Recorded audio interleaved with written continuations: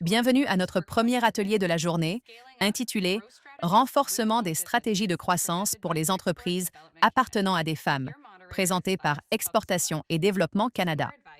Votre modératrice est Gladys Tapsoba, conseillère principale, Relations internationales et CEA-AEDC. Trois fondatrices se joignent à Gladys, qui ont grandi au Canada et ont conquis de nouveaux marchés. Nous souhaitons la bienvenue à Shelby Taylor, Belinda Thornhill et Nicole Smith, qui partageront leurs victoires et discuteront des défis auxquels elles ont été confrontées et qu'elles ont surmontés.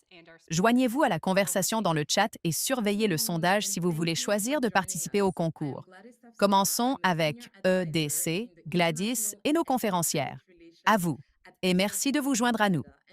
Je suis Gladys Tapsoba, conseillère principale pour les relations internationales et le commerce inclusif à Exportation et Développement Canada, et je suis ravie d'animer cette séance à la conférence numérique Strike Up. Avant de commencer, je tiens à souligner que nous diffusons depuis le siège social d'EDC à Ottawa, qui se trouve sur le territoire traditionnel non cédé du peuple algonquin Anishinaabe. Nous apprécions de prendre ce moment pour souligner notre reconnaissance envers les communautés autochtones, où que nous soyons, et pour nous rappeler nos responsabilités communes envers les premiers peuples du Canada. Pour ceux qui ne connaissent pas EDC, nous sommes l'agence de crédit à l'exportation du Canada. Qu'est-ce que cela veut dire? En termes simples, nous facilitons et sécurisons la vente de vos biens et services à l'étranger, qu'il s'agisse des États-Unis ou de marchés à l'autre bout du monde. Nous sommes là pour vous aider à rester informés, protégés et financés afin que vous puissiez réussir comme vous choisissez de faire des affaires. Nous sommes particulièrement attachés au commerce inclusif et à l'autonomisation des entreprises appartenant à des groupes en quête d'équité, afin qu'ils puissent récolter les avantages du commerce. Cela comprend les femmes, les autochtones, les Canadiens noirs et racialisés, les personnes handicapées et les membres de la communauté 2S, LGBTQ+. Alors n'hésitez pas à consulter notre site web dès aujourd'hui, après les événements d'aujourd'hui, pour en savoir plus sur notre initiative de commerce inclusif. Le thème de la discussion d'aujourd'hui est la mise à l'échelle. Malgré les nombreux avantages liés à la croissance de votre entreprise à l'extérieur du Canada, le marché mondial est extrêmement compliqué en ce moment. En évolution rapide, la politique commerciale rend difficile pour les entreprises de planifier leur prochaine étape. C'est pourquoi, maintenant, plus que jamais, il est essentiel de faire preuve de résilience face aux changements constants. Vous ne pouvez pas simplement rester sur la touche en attendant que la poussière retombe. Si vous faites cela, vous serez laissé derrière. Nous avons trois entrepreneurs incroyables parmi nous aujourd'hui, et aucune d'entre elles ne se contente de rester sur la touche. Au lieu de cela, elles retroussent leurs manches, plongent dans le vif du sujet et font bouger les choses. Et cela n'a pas été facile. Elles ont connu des bosses, des détours et des virages complexes dans leur parcours. Et pourtant, elles sont là, plus fortes que jamais. Chacune d'elles a une histoire inspirante et je vous encourage à visiter leur site web pour en savoir plus sur la façon dont elles ont commencé, car aujourd'hui, nous mettons l'accent sur leur histoire de croissance et leur résilience face aux défis. Pour ceux qui se joignent à nous en direct, pourquoi ne pas expliquer dans le chat ce que résilience en affaires signifie pour vous? Je veux voir le chat bourdonner. Et pendant que nous attendons vos réponses, rencontrons ces incroyables entrepreneurs. Commençons. Je ne sais pas pour vous, mais moi, je suis très enthousiaste. Je pense que ce sera utile pour notre auditoire d'en apprendre davantage sur chacune de vos entreprises. Alors, commençons avec une courte présentation. Donnez-nous peut-être votre discours d'ascenseur de 30 secondes. Nicole, commençons par vous. Flightography est une plateforme qui relie les voyageurs à des photographes locaux dans 350 villes pour des séances photos de vacances amusantes. Elle dure généralement environ 60 minutes et coûte à peu près le prix d'un dîner, mais les souvenirs durent toute une vie. Alors, imaginez que vous allez à Rome avec votre famille. Vous rencontreriez l'une de nos photographes locales, comme Roberta, pendant 1 heure. Elle prendrait de belles photos spontanées de tout le monde, avec, par exemple, le Colisée en toile de fond ou tout autre endroit que vous souhaitez. En même temps, elle partagerait d'excellents conseils locaux sur la ville. Alors, quand vous rentrerez à la maison, vous aurez ces belles photos que vous voudrez afficher sur vos murs. Et tout le monde, y compris maman, sera enfin sur la photo. Et c'est un bon objectif. J'adore ça. Shelby, et vous? Quel est votre argumentaire? Bien sûr. Chez Chicapay, notre mission est de rendre les aliments sains faciles à consommer, accessibles, simples et pratiques. Toutes nos pâtes sont vraiment délicieuses. Nous ne voulons jamais que vous ayez l'impression de sacrifier le goût pour avoir une version plus saine de quelque chose que vous connaissez et aimez déjà. Nos pâtes sont fabriquées à partir de deux ingrédients simples, des pois chiches et des pois jaunes. Chaque portion de 100 grammes contient 24 grammes de protéines et elle regorge de fibres et de toutes sortes de bonnes choses. La meilleure partie, c'est que nous avons récemment apporté de grands changements à la recette afin de pouvoir vraiment offrir le goût et la texture classique des pâtes italiennes, tout en vous donnant tous ces nutriments incroyables. Maintenant, j'ai faim de pâtes. Merci pour ça, Shelby. Belinda, parle-nous de Belmonda. Belmonda est une entreprise que mes sœurs et moi avons lancée en 2003 et notre mission était de servir l'industrie des professionnels de la beauté avec le même soin et le même amour qu'ils donnent à leurs clients. En gros, il s'agissait d'éliminer les problèmes d'approvisionnement, les problèmes de coûts, les problèmes d'expédition et de répondre à leurs besoins avec des produits et services qu'ils pourraient ensuite offrir à leurs propres clients. Grâce à cela, nous avons pu développer nos propres marques et nous avons réussi à créer une marque de cire pour l'industrie professionnelle. Puis, en 2017, nous avons pu transformer cette marque en marque grand public afin que les consommateurs puissent en vivre une expérience de cire digne d'un spa à la maison et aient l'impression d'avoir ramené le spa chez eux. Ils peuvent ainsi économiser de l'argent, vivre une excellente expérience à la maison et prendre soin d'eux-mêmes avec des produits de qualité. Incroyable. Merci. J'adore ces présentations. J'ai l'impression que nous entrons déjà dans le vif du sujet. Maintenant que nous en avons entendu davantage sur vos entreprises, je pense qu'il est important de commencer à parler de votre parcours de croissance. Alors, Shelby, je vais commencer par vous.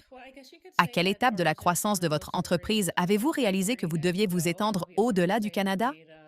Et est-ce que cette décision a été graduelle ou est-ce quelque chose que vous aviez envisagé dès le premier jour? Eh bien, je suppose qu'on pourrait dire que la nôtre est l'une de ces histoires d'apprentissage en cours de route. Et je vais être honnête, j'ai fait beaucoup d'erreurs. Nous avons lancé nos produits au Canada en 2016 et à l'époque, nous fabriquions aux États-Unis. Alors je me suis dit, pourquoi ne pas lancer aussi nos produits aux États-Unis? Je vais vous dire franchement que c'était une décision très peu éclairée et je ne la recommanderais pas. Je n'avais absolument aucune idée de ce que cela coûterait, ni à quel point les États-Unis et le Canada sont différents. En fait, je dirais que les États-Unis ne sont pas un seul marché, mais plutôt 10 marchés très différents. Mais nous avons vraiment eu de la chance parce que c'était le bon moment aux États-Unis pour notre produit. Et j'ai réussi à trouver de très bons partenaires qui croyaient en ce que nous faisions. Si je devais tout recommencer, je resterais probablement au Canada pendant quelques années. Je ferais croître cette base, puis j'élaborerais un véritable plan stratégique pour entrer aux États-Unis. À l'heure actuelle, nos ventes sont assez bien réparties entre le Canada et les États-Unis, le Canada étant bien sûr notre marché d'origine. Nous sommes présents dans toutes les grandes chaînes d'épicerie ici, ainsi que dans des magasins d'alimentation nationaux, et nous y consacrons beaucoup d'efforts. Donc, même si nous sommes aux États-Unis depuis presque aussi longtemps, nous sommes plus concentrés là-bas dans les chaînes d'épicerie naturelles et chez les détaillants régionaux.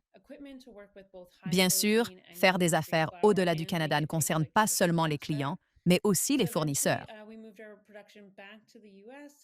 À un moment donné, nous avons déplacé notre fabrication des États-Unis vers l'Italie parce que, malheureusement, l'expertise nécessaire dans une usine pour notre type de pâte n'existe pas actuellement au Canada.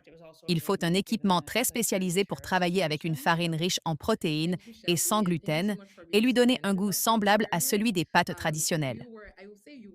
Nous avons ensuite transféré notre production aux États-Unis à la fin de 2023 pour reformuler notre recette et la rendre encore plus attrayante pour une base de consommateurs beaucoup plus large, en lui donnant ce goût et cette texture plus traditionnels. Et rétrospectivement, cela s'est aussi avéré être une bonne décision, compte tenu de la situation tarifaire actuelle.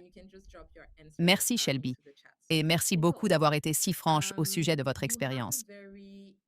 Je dirais que vous avez été audacieuse. Nicole, vous avez un modèle d'affaires très intéressant parce que vous avez des clients de partout dans le monde et vous avez aussi des photographes qui fournissent vos services partout dans le monde. Pouvez-vous nous dire où résident vos clients? Absolument. Nos séances photos ont lieu partout dans le monde et nous accueillons des clients du monde entier. Mais la majorité des clients qui réservent des séances résident en Amérique du Nord. Je dirais qu'environ 85 de nos ventes se font aux États-Unis, peut-être 10 au Canada, et les 5 restants proviennent de pays anglophones comme le Royaume-Uni, l'Australie et Singapour. Nous avons une structure tarifaire fixe en dollars américains parce que cela correspond à la grande majorité de notre clientèle. Donc, peu importe la séance que vous réservez, la transaction se fait en dollars américains, ce qui simplifie un peu les choses quand on gère 350 emplacements. Intéressant. Et sans vous demander de partager vos secrets commerciaux, pouvez-vous nous parler un peu plus de votre approche de croissance, puis peut-être nous donner un peu plus de détails sur votre concurrence et sur ce que vous considérez comme votre proposition de valeur unique? Bien sûr, nous avons absolument de la concurrence. Nous avons été la première entreprise à créer une plateforme mondiale de photographie de vacances et c'était en 2013. Au bout de 3 ou 4 ans, nous avons commencé à voir apparaître des imitateurs. Au début, j'étais assez contrariée. Oui, ça peut être frustrant, mais ensuite on se rend compte que c'est en fait une validation de votre offre de service et que cela apporte simplement plus de visibilité à la catégorie dans son ensemble. Maintenant, je considère cela comme un moteur pour continuer à innover et à offrir encore plus de valeur à nos clients.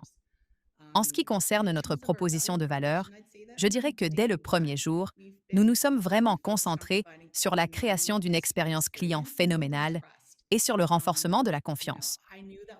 Je savais que ce serait notre principal levier de croissance, et c'est quelque chose que j'ai tiré de mes 13 années passées chez Microsoft dans le marketing de l'expérience client. Je connais donc la valeur d'un témoignage fort comme preuve sociale. Dès le début, nous avons conçu l'expérience de réservation sur notre plateforme personnalisée pour qu'elle soit simple, fluide et qu'elle offre aussi de belles surprises tout au long du parcours. Je connais donc la valeur d'un témoignage fort comme preuve sociale. Dès le début, nous avons conçu l'expérience de réservation sur notre plateforme personnalisée pour qu'elle soit simple, fluide et qu'elle offre aussi de belles surprises tout au long du parcours. J'ai également porté une grande attention aux personnes que nous recrutons. Nous recrutons moins de 3 des photographes qui postulent. Nous ne recherchons pas seulement des photographes techniquement excellents, ils doivent aussi avoir une personnalité formidable. Ils doivent aimer accueillir les voyageurs et leur montrer leur ville, parce que l'expérience consiste vraiment à aider ces voyageurs à voir la ville à travers les yeux des habitants. C'est une expérience vraiment amusante. Donc, les clients doivent se sentir à l'aise et c'est l'une des choses que nous recherchons chez tous les photographes que nous engageons. Nos clients ont confiance que, partout dans le monde où ils réservent un flightographer, l'expérience sera cohérente et facile. Au fil des années, nous avons donc établi de très solides partenariats avec des photographes dans un grand nombre de villes. La troisième chose, c'est que nous avons automatisé la collecte des histoires de nos clients. Ainsi, les clients ravis qui aiment montrer leurs photos et partager leur histoire nous fournissent automatiquement une preuve sociale très précieuse. Cela permet à d'autres clients de voir des exemples concrets. En fait, nous avons franchi une étape vraiment passionnante le mois dernier. Notre 50e 1000 avis 5 étoiles. Wow! Et je suis tellement fière de mon équipe. Nous avons un Net Promoter Score de 90 et il est élevé depuis une décennie. Je pense que c'est la pierre angulaire de notre croissance. Et quatrièmement, nous avons une équipe de conciergerie très proactive parce que la vie arrive. Il y a toujours des imprévus. Un photographe peut tomber malade ou une voiture peut tomber en panne. Notre équipe de conciergerie peut alors intervenir et résoudre les problèmes lorsque ces rares imprévus se produisent. Je pense que le fait de se concentrer sur la confiance et sur l'expérience client est quelque chose qu'il est très difficile pour les autres de vous enlever ou de concurrencer. Pour moi, pour notre entreprise, la confiance et la promesse de marque sont la meilleure façon de nous différencier. C'est ce qui dure. Quant à notre plan de croissance, nous nous concentrons actuellement sur les États-Unis. simplement parce qu'il y a encore tellement de potentiel de notoriété. Beaucoup de gens ignorent encore que nous existons, même après 12 ans. Même si la majorité de nos clients sont déjà là, je pense qu'il y a encore énormément de croissance possible, alors c'est là-dessus que nous allons nous concentrer. Incroyable. J'adore ce que vous avez dit au sujet de la confiance en matière de marque, et il est très important d'être en mesure d'établir cette confiance avec la clientèle et de mettre aussi l'accent sur votre plan d'expert. Belinda, vous avez une histoire fascinante au sujet de vos projets d'exportation. Parfois, même le plan le mieux préparé peut être lancé par des circonstances extérieures. Pouvez-vous nous raconter ce qui s'est passé et comment vous avez réussi à remettre les choses sur les rails? Eh bien, je n'ai pas les ressources pour je vends. Je fais de la distribution depuis de très nombreuses années. Nous avons donc commencé à vendre tous nos produits de maquillage clés, ici au Canada. Et je n'avais aucune ressource pour joindre la main pour vendre aux États-Unis. J'ai donc communiqué avec EDC et la BDC, et ces sources gouvernementales ont pu me mettre en contact avec les bonnes personnes. Et ces personnes ont pu me mettre en contact et nous mettre en contact avec des entreprises qui venaient au Canada, des entreprises américaines qui venaient au Canada, à la recherche de nouveaux produits pour remplir leurs rayons dans les magasins. Et nous avons rencontré une pharmacie qui est venue à Montréal. En fait, je suis basée à Montréal et ils ont vu Kimika dans le portefeuille de produits qu'on leur offrait pour qu'ils puissent les examiner et ils nous ont choisis. Alors ils voulaient nous rencontrer.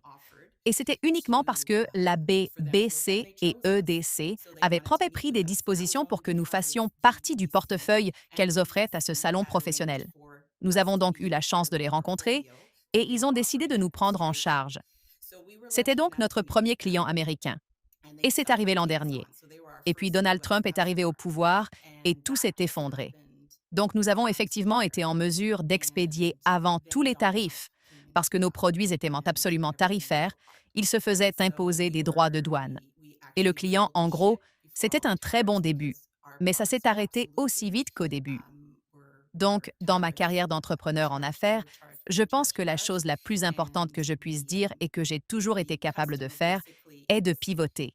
Et j'ai dit, OK, donc ça ne fonctionne pas. Que dois-je faire? J'ai ce plan d'exportation. Je sais ce que je dois faire, je sais ce que je dois facturer, je sais qui est ma cible. Je sais que ma cible est le commerce de détail. Donc, ce que nous avons fait, c'est pivoter. Nous travaillons maintenant avec Export Québec pour nous aider à entrer au Mexique. Nous travaillons donc, parce que nous sommes à Walmart, au Canada, donc notre prochaine cible sera Walmart, au Mexique, ainsi que d'autres marchés de détail. Donc, nous ne sommes pas dans l'espace en ligne, nous sommes dans le commerce de détail physique, donc nous devons vraiment voir comment nous pouvons nous mettre en place de cette façon. C'est ce que j'ai vécu jusqu'à présent. Merci beaucoup d'avoir partagé ça, Belinda. Et c'est un voyage incroyable. Et j'ai l'impression que vous avez mentionné beaucoup de pivots. Je vois aussi de la résilience et je me prépare aussi. Alors, merci beaucoup. Et je vous présente mes brèves pour tous les obstacles que vous êtes en train de créer, que vous avez franchis. Shelby, revenons à vous maintenant. Pouvez-vous nous parler un peu plus des études de marché que vous avez menées, de la façon dont elles ont façonné votre proposition de valeur et peut-être plus importante encore, de la façon dont elles ont contribué à faire croître votre plan de croissance d'entreprise? Bien sûr. Je dirais que c'est une autre expérience d'apprentissage en tant que Go pour moi, comme presque tout dans ce secteur. Vous savez, je pense que souvent, vous créez votre première entreprise et vous pensez peut-être qui sera votre client, peut-être souvent quelqu'un comme vous. Et donc, vous commercialisez auprès d'eux. Au départ, nous nous sommes concentrés sur le consommateur vraiment soucieux de sa super santé, parce que le genre d'hypothèse que j'avais formulé est qui serait notre consommateur. Et c'était le genre de personne ou de consommateur que j'étais à l'époque. Mais après quelques années de vente, nous avons très intentionnellement pris le temps de communiquer avec nos meilleurs clients et demander aux gens pourquoi ils achetaient nos produits. En fait, nous avons eu des rotations Costco très réussies, ce qui était presque surprenant parce que cela révélait en quelque sorte que davantage de consommateurs grand public achetèrent notre produit et que nous ne leur faisions vraiment pas de marketing. C'est à ce moment que nous avons appris à quel point il était essentiel de vraiment comprendre qui était notre client et ce qui motivait ses décisions d'achat. Nous avons donc pris le temps d'évaluer qui achetait, pourquoi ils achetaient, et ensuite, quelles étaient les limites des personnes qui n'achetaient pas. Et ensuite, nous avons approfondi les comportements généraux des consommateurs et les habitudes d'achat, et nous avons beaucoup appris. Donc, en haut de la liste, il est devenu très clair que nous devions d'abord et avant tout faire appel au goût. Si nous voulions convaincre ce grand consommateur grand public, le goût est roi. Donc, même si les gens veulent manger sainement, ils ne vont pas sacrifier le goût régulièrement. C'est donc notre objectif numéro un à l'heure actuelle, de veiller à ce que tout ce que nous produisons ait le goût réel, de sorte que ce n'est pas seulement le meilleur goût dans la catégorie des aliments naturels, mais qu'il est vraiment en concurrence avec les offres traditionnelles auxquelles vous êtes habitués. Et puis nous soutenons ce goût avec trois autres piliers clés, dont l'un est la haute teneur en protéines. Tout ce que nous faisons est toujours supérieur à 10 grammes par portion. Des ingrédients simples et réels. Nous n'utilisons jamais rien d'artificiel. Jamais et pratique. Donc, rien ne peut prendre plus de 12 minutes pour cuisiner, du début à la fin, parce que ce sont les choses que nous avons apprises qui comptent le plus pour nos consommateurs. Et ce groupe plus grand est plus grand que nous ciblons. Donc, nous savions que si nous pouvions cocher ces quatre cases, nous aurions un gagnant. Donc, en fin de compte, notre recherche nous avait dit que nous devions nous pencher sur ce qui était le plus important pour les consommateurs. Et c'est devenu notre mission. Et ce n'était vraiment pas facile. Il a fallu du temps pour faire cette recherche et ensuite réfléchir aux changements qui devaient être apportés. Pour être honnête, cela nous a coûté près de 2 ans de croissance réelle, parce que nous avons dû réduire un peu pour apporter ces changements. Alors oui, ces 2 années ont été très douloureuses, mais c'était vraiment, absolument nécessaire et en fin de compte, quelques grands pas en arrière nous ont permis d'énormes progrès en avant pour nous. Incroyable. Je crois que s'il y a un argument en faveur des études de marché, c'est bien tout. Et il faut un état d'esprit résilient pour pouvoir y parvenir. Et je pense qu'il est très important de revenir à des points familiers sur la capacité de pivoter lorsque vous disposez de ces informations pour répondre aux besoins des clients. J'ai une question à poser à l'auditoire dans le chat. Avez-vous fait des études de marché? Avez-vous l'intention de le faire? Faites-le nous savoir afin que nous puissions également interagir à cette fin. Nicole, j'ai une question pour vous. Quels sont les risques auxquels vous avez dû faire face en faisant des affaires à l'extérieur du Canada? Et comment avez-vous travaillé pour les contourner? Eh bien, je pense que vous pouvez essayer de planifier tous les risques qui pourraient mal se produire. Et nous avons prévu qu'il pourrait y avoir des problèmes dans une ou deux destinations de voyage pour quelque raison que ce soit. Mais nous nous sommes sentis un peu en état de tampon, parce que nous avions tellement de villes dans le monde, 350, puis la pandémie s'est produite et le monde entier a cessé de voyager. Et donc, à ce moment-là, nous réalisions environ 5 millions de dollars, je dirais, en revenus en 2019, et nous sommes sur la bonne voie pour avoir la meilleure année 2020 de tous les temps. Et puis en mars 2020, comme tout le monde le sait, le monde s'est fermé. Et nos revenus ont chuté du jour au lendemain de 98 sur une période de 2 semaines. Et donc, vous ne pouvez jamais vraiment avoir un plan d'affaires préparé. Eh bien, je suppose que vous pouvez maintenant, mais à l'époque, vous n'aviez pas la perspicacité nécessaire pour penser, OK, le monde entier va cesser de voyager immédiatement. Donc, pour moi, le plus important à retenir était de s'assurer que nous étions toujours rentables, à l'avenir, et que nous avions plus de réserves de trésorerie parce que des choses imprévues peuvent arriver. Et vous voulez avoir des options pour pouvoir pivoter rapidement et voir quels sont les modèles dont vous avez le contrôle. Donc, dans le cas de COVID, je n'avais aucun contrôle sur les ventes à ce moment-là, mais ce que je pouvais contrôler, ce étaient les dépenses d'exploitation. J'ai donc rapidement pris la décision extrêmement difficile de réduire temporairement notre équipe de 20 à 4, sinon nous n'aurions pas pu survivre. Et je voulais m'assurer qu'il y ait une entreprise pour mon équipe du QG et pour nos 600 photographes du monde entier, une fois le voyage rouvert. L'autre apprentissage qui en a découlé était vraiment les dangers de l'embauche excessive avant que la croissance ne puisse la soutenir. Je pense que beaucoup d'entreprises commettent également cette erreur que j'ai commise au sujet de la surembauche en prévision de la croissance à venir. Mais maintenant, j'ai appris à être vraiment attentif à la façon de développer notre entreprise de manière plus rentable et peut-être de tester des spécialistes indépendants jusqu'à ce que j'aie une idée claire des données sur le retour sur investissement et que nous ayons également vraiment investi dans l'exploitation de la technologie pour automatiser de nombreux processus manuels et rendre nos opérations beaucoup plus efficaces. Il est donc intéressant de noter que maintenant que nous approchons de la barre des 10 millions de dollars cette année, nous avons la moitié des employés. Nous avons environ 11 personnes dans l'équipe, alors que nous réalisions la moitié des ventes. Je pense donc que grâce à l'investissement dans la technologie et au simple fait d'être vraiment attentif à l'embauche, dans l'espoir que la croissance se fera jour, nous ont vraiment aidé à mieux naviguer dans cette situation. Un autre risque auquel nous sommes confrontés est la fluctuation des devises. Par conséquent, même si nous percevons de l'argent en dollars américains, nos dépenses d'exploitation sont principalement canadiennes. Donc, lorsque nous voyons des fluctuations folles et des devises, c'est évidemment autre chose hors de notre contrôle, donc nous devons en tenir compte. Et puis, bien sûr, il y a les risques environnementaux et géopolitiques. Notre deuxième plus grande estimation est celle de Maui. Et il y a aussi des préoccupations environnementales liées aux incendies de forêt et aux catastrophes naturelles. Et lorsque le voyage s'est arrêté à Maui il y a quelques années, Maui était notre deuxième destination mondiale. Et encore une fois, elle a fermé du jour au lendemain alors que la communauté s'occupait de ce qui se passait. Bien sûr, les clients n'allaient pas s'y rendre, ils voulaient des remboursements. Donc, ce genre de choses a coûté des dizaines de milliers de dollars à votre entreprise, mais en même temps, nous avions tous ces photographes qui se sentent comme de la famille pour nous. Nous travaillons avec eux depuis plus d'une décennie et tout à coup, ils n'avaient aucun moyen de gagner de l'argent ou de gagner de l'argent. Et je dirais qu'une autre chose qui m'a été très utile est d'avoir ce soutien externe. Et cela signifie d'autres fondatrices, surtout.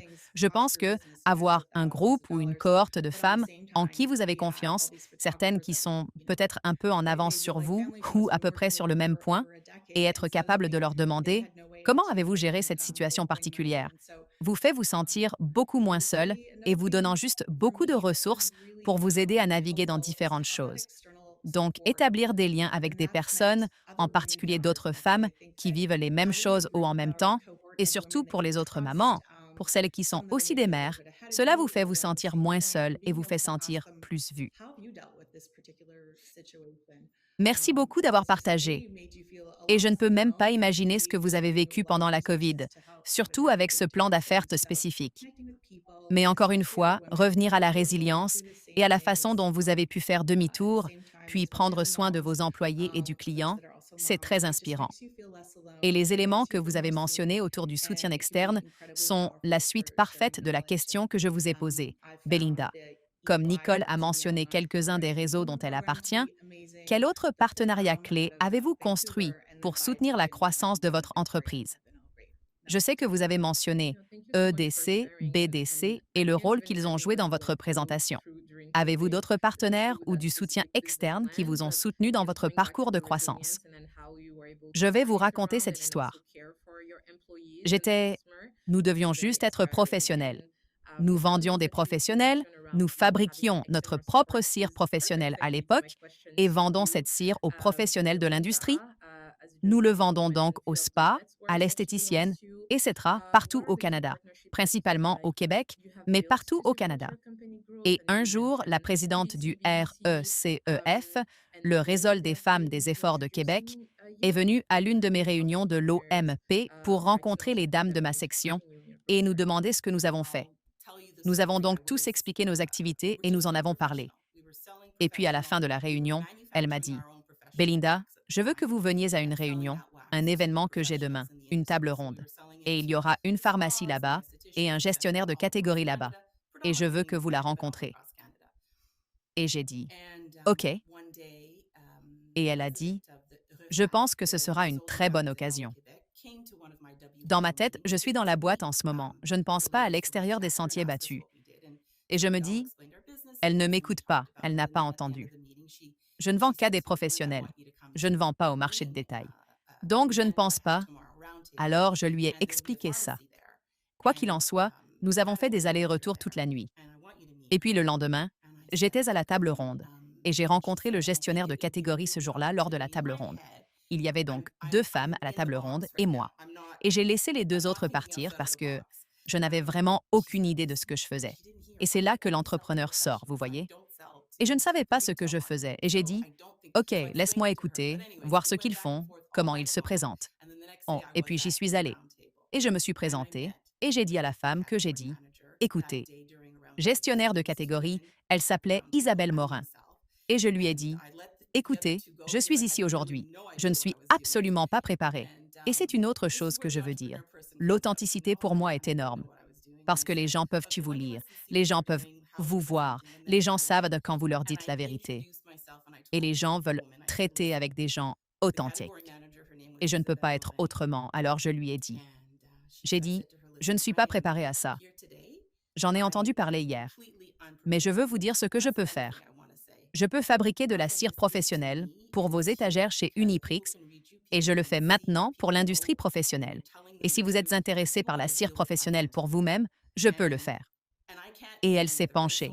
Et quand je l'ai vue se pencher, quand j'ai vu le langage corporel et que j'ai vu son intérêt, elle n'avait pas ça pour les deux autres femmes qui se sont présentées à elle. J'ai dit, OK. Dans ma tête, j'ai dit, oh mon Dieu, il y a quelque chose ici.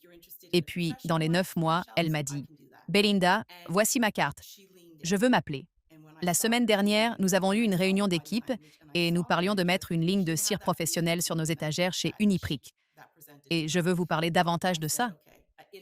Et c'est là que le hasard, l'occasion, le hasard, je ne sais pas quoi, mais c'est là que tout se confondait. Et si je n'avais pas écouté cette dame la veille au soir, si je n'avais pas été avec la WPL, si je n'avais pas fait ça, je n'aurais pas été capable de faire ce que j'ai fait. Et puis, en 9 mois, nous avons produit, développé et livré dans 220 magasins à travers la province de Québec. C'était donc une histoire folle et moi, c'était probablement l'un de mes meilleurs moments d'affaires où j'étais en fait dans ma voiture, en train de crier et de trembler. Et je n'arrivais pas à croire que j'ai gagné les 13 SKU et j'ai été choquée. Mais vous savez, vous vous exposez, vous le faites et vous êtes authentique. Vous dites la vérité et puis des gens comme ça. Les gens, et si vous pouvez livrer, évidemment, je suis toujours là. Nous sommes toujours dans tout ça. Et nous grandissons, nous grandissons, nous grandissons. Donc, mon produit est bon, c'est autre chose. Il faut avoir un bon produit, un excellent marketing. Mais tu dois y aller. Et c'est ce que j'ai vécu. Et parce que je faisais partie de toutes ces différentes associations, ils se sont, en quelque sorte, tous regroupés, liés ensemble. Et vous savez, vous demandez, vous vous impliquez et utilisez les ressources qui existent parce qu'il y en a tellement pour nous. Merci beaucoup, Belinda. Et je pense que votre expérience démontre vraiment à quel point le réseautage est essentiel. Et aussi, l'importance de se présenter, peu importe si vous n'êtes pas préparé, vous vous présentez comme vous-même à une réunion, mais vous ne savez même pas ce qui se passe, les histoires ici et l'expérience. Alors, merci beaucoup d'avoir partagé. C'est très inspirant. Et j'écoute juste toutes ces informations comme c'est incroyable. Et j'espère que le public appréciera aussi et qu'il emporte tous les joyaux d'ici et là. Nous approchons donc de la fin, mais nous avons encore quelque chose de très amusant ici. Nous allons procéder à un cycle d'intervention rapide. OK. Alors, question numéro 1. Pouvez-vous réfléchir à la façon dont le fait d'être une femme en affaires a eu une incidence sur votre parcours entrepreneurial? A-t-il créé des défis ou des occasions? Shelby, je vais commencer par vous. OK. Je crois que c'est fait les deux, pour être honnête. Je pense que le fait d'être des femmes certifiées dans le monde des affaires comporte des avantages, comme l'accès à des subventions et à des programmes de détaillance spécifiques pour les femmes. Donc, ça m'a été très utile. Je pense que pour ce qui est de l'investissement, ça a été un peu plus difficile. Par exemple, l'une de mes premières grandes réunions de capital risque a eu lieu dans un groupe de 27 investisseurs dans une même salle, et aucune d'entre elles n'était une femme. Et vous avez des questions, ou j'ai des questions en tant que femme, que j'ai l'impression qu'un homme n'aurait pas. Un investisseur m'a demandé si j'avais l'intention d'avoir un autre enfant. J'étais enceinte à l'époque, mais il ne le savait pas. Je pense qu'il peut être plus difficile d'obtenir du financement auprès d'investisseurs masculins. Je dis qu'ils représentent 98% plus des investisseurs. Mais du côté des consommateurs, je pense que je suis beaucoup mieux à même de communiquer avec nos clients et de raconter mon histoire, et je suis en mesure de la faire connaître. Je pense donc qu'il faut vraiment utiliser tous les avantages possibles et se préparer le mieux possible aux défis inévitables. Incroyable. Merci. Nicole, que pensez-vous? Oui, je dirais qu'il y a eu les deux, comme Shelby. Il y a eu des défis sur le plan du financement, c'est certain. Par exemple, j'ai présenté notre concept à un investisseur masculin et sa réponse immédiate a été: Eh bien, je ne paierai jamais pour ça. Mais une semaine plus tard, il est revenu et a dit qu'il en avait parlé à sa femme et elle a dit: J'adore cette idée. Faisons-le lors de notre voyage à Amsterdam le mois prochain. Donc, je pense que c'est, vous voyez, les femmes peuvent voir des problèmes qui doivent être résolus que les hommes ne voient peut-être pas. Et donc, quand une femme voit une possibilité comme flightographer, dans mon cas, ce n'est qu'un exemple. Et les personnes qui financent ces projets ne font pas nécessairement partie du public cible. Donc, il leur est plus difficile d'imaginer et de voir pourquoi cette chose prendrait vie et serait précieuse. C'est donc une autre raison pour laquelle nous avons besoin de plus de femmes dans les affaires. Nous avons besoin de plus de diversité dans tous les domaines et plus de diversité et de personnes qui financent la prochaine grande idée. Oui, c'est génial. Belinda, eh bien, je n'ai jamais vraiment pensé que le fait d'être une femme en affaires était un problème. J'ai pensé que c'était un avantage. Et je pense que plus les entreprises, les banques, les entreprises soutiennent les femmes en affaires. Et chaque fois qu'il y aura une occasion d'utiliser la plateforme parce qu'ils l'ont pour les femmes en affaires, je l'utiliserai. Mais je n'ai jamais regardé par-dessus mon épaule en pensant que c'était un problème, peut-être parce que la majorité de ma clientèle est composée de femmes. Je n'ai jamais eu ce problème. Donc, ça a été bon et c'était plus avantageux pour moi, en fait. C'est tout simplement génial. Et il reste encore un peu de temps, alors j'adore ça. J'ai une deuxième question, toujours sur une question à réponse rapide. Quelles sont les 3 choses que vous croyez avoir bien faites pour vous aider à développer votre entreprise? Belinda, je vais commencer par vous cette fois. Qu'est-ce que j'ai bien fait? Je n'ai jamais abandonné. J'ai été tenace et prudent. J'ai été très tenace et prudent. Et je ne prends jamais non pour réponse. J'essaie toujours de trouver des solutions. Il y a toujours une solution. Les problèmes ne sont pas là pour moi. J'essaie toujours de trouver une solution. C'est tout. Et entourer, oh non, entourez-vous de gens qui sont plus intelligents pour faire les choses que je ne peux pas faire et entourez-moi de bonnes personnes parce que c'est important pour moi. J'aime ça, m'entourer des bonnes personnes. Nicole? Oui, je pense d'abord, c'est cette focalisation laser sur l'expérience client dont j'ai parlé tout à l'heure et le fait d'être vraiment intentionnel sur la façon dont cela a été conçu dès le début. Deuxièmement, j'ai consacré beaucoup de temps et de ressources, surtout dans les premières années, à bâtir cette communauté de photographes de haut calibre et dignes de confiance. Et nous tenions des réunions mondiales et essayons de nous réunir en personne juste pour obtenir des commentaires, établir des relations et établir des liens. Vous savez, c'était une façon amusante de rencontrer aussi 40 nouveaux amis à travers le monde, chaque fois que nous faisions ça. Et puis ces personnes nous prendraient en aide lorsque des choses se produiraient avec les clients. Investir donc vraiment dans les personnes qui fournissent votre service. Et troisièmement, c'est quelque chose que j'ai complètement gâché au cours des premières années, mais que j'ai compris plus tard. Et c'est de rester concentré sur la rentabilité. Et nous l'avons fait depuis que nous nous sommes remis de la pandémie. Et vous êtes juste plus maître de votre destin et de vos options. Alors donnez-vous cette option. Incroyable. Shelby. Je pense que je vais répondre d'une manière légèrement différente en me concentrant un peu plus sur les caractéristiques. Je pense d'abord que je suis très coachable et que je suis resté ainsi. Donc, je suis un très bon auditeur, je pose beaucoup de questions, je cherche des conseils aux bons endroits et j'écoute les réponses. Je suis très ouvert au changement et à la croissance, comme vous le voyez tous dans l'histoire que j'ai racontée ici, qui a permis à l'entreprise de s'éloigner de la façon dont je l'ai lancée au départ pour la mettre en place pour réussir. Comme Belinda, je suis extrêmement tenace, probablement à tort. Vous savez, j'ai levé des capitaux dans un marché qui me semblait absolument impossible, dans une communauté qui n'était pas au meilleur endroit à l'époque. Et je me suis battue bec et ongle pour ça, même lorsque certains investisseurs m'ont dit que ce serait impossible. Mais je n'ai pas ranchi, et je n'en ai pas l'air capable. Et enfin, je suppose que ce n'est pas une caractéristique, mais plutôt un rapport avec notre équipe. J'ai mis les bonnes personnes en place. Équipe.